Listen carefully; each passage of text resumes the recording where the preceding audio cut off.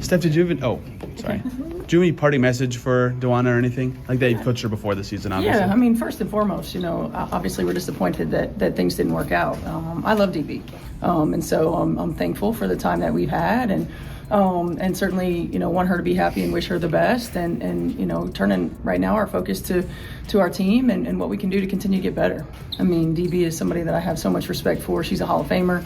And while I'm disappointed, I always, first and foremost, want her to be happy. She was supposed to bring glory and a championship to Indiana, but now DeWanna Bonner finds herself at the center of a firestorm. What went so wrong that the $200,000 star is being accused of holding the team back? Stay tuned as we break it all down, from her on-court struggles to the off-court moves that have fans furious. It's a different group. While system might still be very similar, it's a different group, and things are happening quickly, and being able to mesh. Sometimes it works and sometimes it doesn't. I think we've seen that in sports for a long time. To the extent you can get into specifics, what is the balance or the challenge of trying to make a player happy but also coaching the rest of your team? Well, look, there's so many things that go into and I'm talking about being happy personally. Like, I want her to be happy personally. I mean, there's so many things that go into it. At the end of the day, my priority for DB personally is that she's happy, right? And so there is a lot that goes into trying to make things work on the floor. Before we move on, I'd like to ask you a small favor. If you appreciate this content, please take a second to like this video and subscribe to the channel. Over 98% of you watch the videos without subscribing. It costs you nothing, but it makes a huge difference to us. So, did you click the subscribe button? Great. Thank you so much. Now, back to the video. Certainly, and it didn't work the way necessarily that we wanted it to.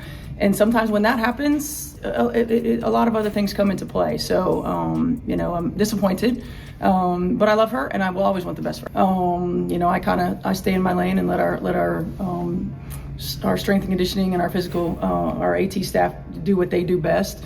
But yeah, I found out late last night. With Caitlin, when did you guys find out about this groin injury, and how much of an absence do you expect from her beyond today? Yeah, late last night. I think it's very much a day-to-day thing, how she responds to treatment.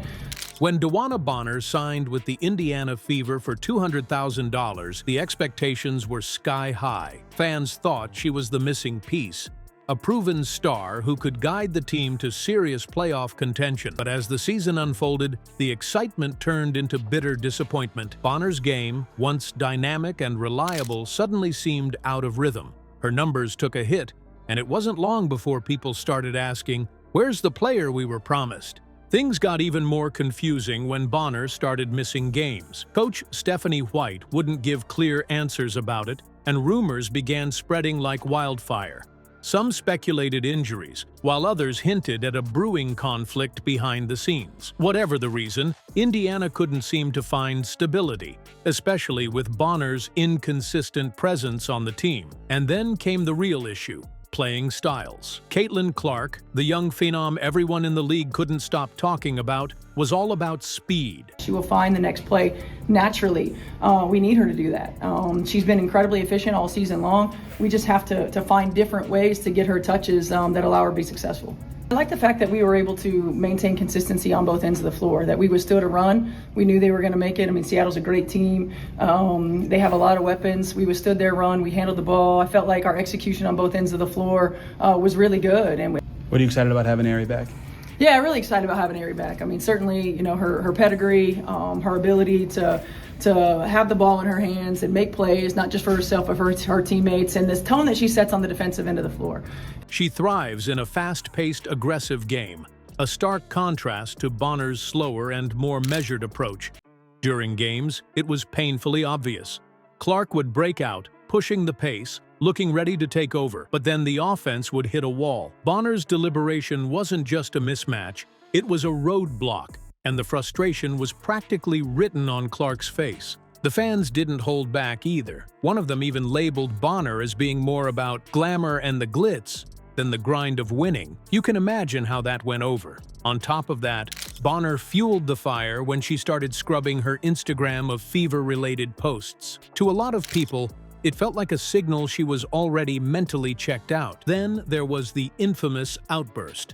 A missed foul call sent Bonner into a rage, screaming at the referee for what felt like forever. Was that leadership? For Indiana fans, who had hoped for inspiration, it just added to their frustrations. Bonner's era didn't bring the results they'd hoped for. Instead, it became the symbol of everything that had gone wrong for the Fever. With DeWanna Bonner out of the picture, Indiana Fever's focus shifts entirely to Caitlin Clark, and honestly, this just might be the best thing that's happened to the team in years.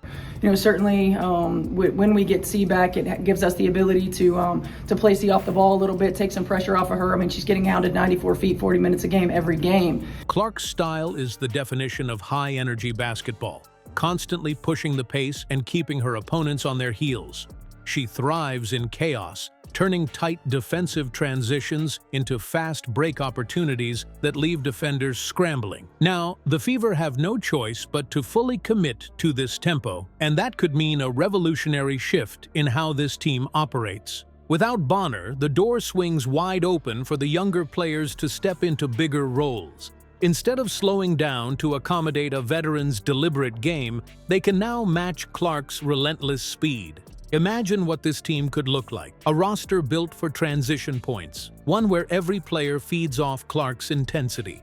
The strategy isn't about individual star power anymore. It's about building a unit that can run opponents off the court. For the fans who sat through seasons of disjointed play, this feels like exactly the fresh start they've been craving. But let's not act like it'll all come together overnight. This reset is more than just keeping up with Clark.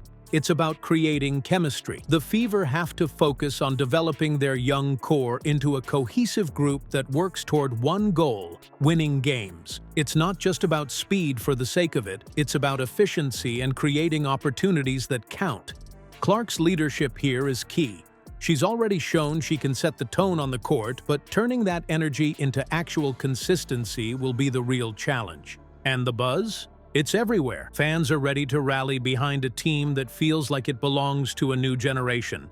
A high-octane, no-quit squad that's not tied down by the disappointments of the past. This shift isn't just a rebuild, it's a statement. If the Fever can capitalize on Clark's momentum, this might just be the beginning of something special. DeWanna Bonner's time with the Indiana Fever may not have reached the heights fans had hoped for, but her departure clears the way for something entirely new. Caitlin Clark is now front and center, and her fast-paced, high-energy game sets the tone for what could be a transformative era. The Fever aren't just rebuilding, they're redefining their identity around speed, teamwork, and a younger core. It's a fresh start for the team and its fans, one that brings optimism after seasons of frustration. Whether this leads to championship glory is anyone's guess, but the foundation for change is finally in place.